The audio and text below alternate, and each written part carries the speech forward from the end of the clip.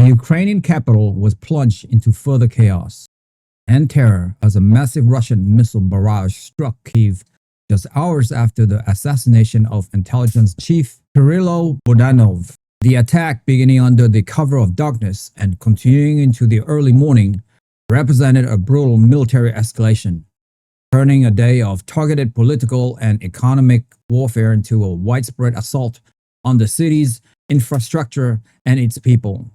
Air raid sirens wailed across Kyiv as dozens of explosions rocked the city, a terrifying soundtrack to a night of vengeance.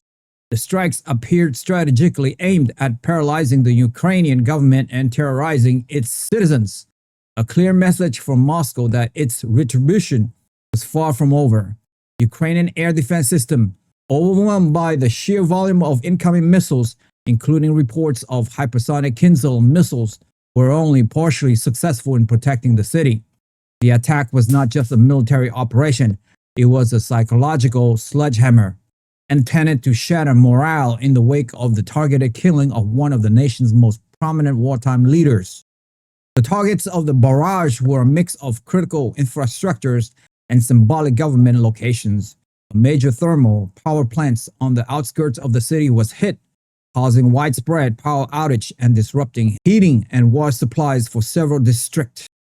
Another series of strikes targeted the headquarters of Ukraine national broadcaster and key telecommunications towers. In an apparent effort to disrupt communications and control the flow of information, videos posted to social media showed plumes of smoke rising from a government administrative building not far from the presidential compound. A brazen strike deep within the city's most protected zone.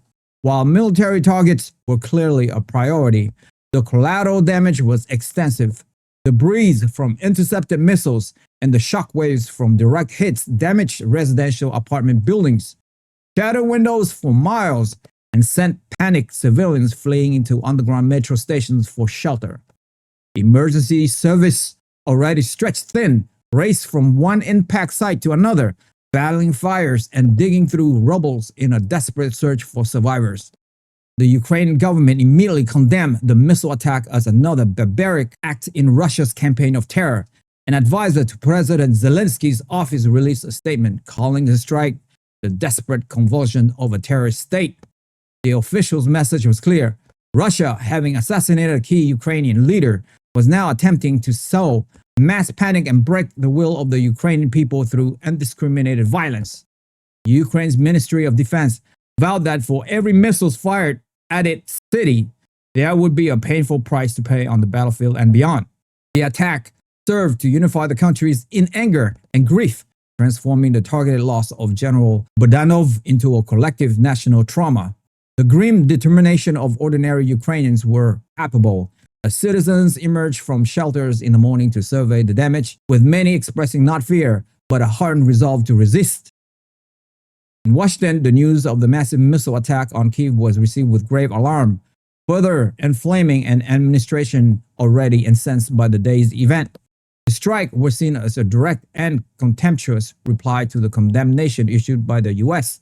just hours earlier. Secretary of Defense Peter Hegseth convened an emergency meeting at the Pentagon with the Joint Chief of Staff to assess the military implications and review the readiness of U.S. force in the region. The attack provides stark evidence that Russia was not seeking an off-ramp but was instead doubling down on its most aggressive tactics. Secretary of State Marco Rubio, who had spent the previous hours consulting with Nato and European Union foreign ministers, described the assault on Kyiv as an attack on the entire international order. He emphasized that Russia's action, from the economic retaliation and cyber attack to the assassination and now the mass missile strikes, constitute a full-spectrum assault that demanded a powerful, unified, and immediate response from the United States and its allies.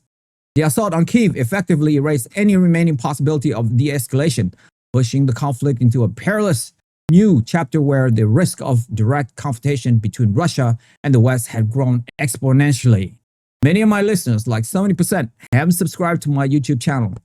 So many of you don't even know that you haven't subscribed. And that is actually what makes the show going.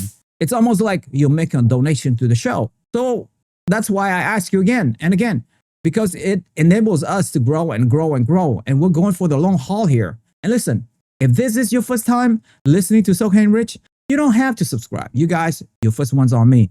But if you have watched this show before, it's like you're a freeloader now. So all I would ask you is, if you have seen this show before and you like it, help me, help my team here.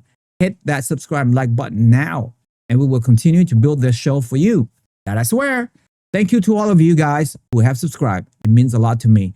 Thank you so much. That's all for me for today. I will see you soon. Bye for now.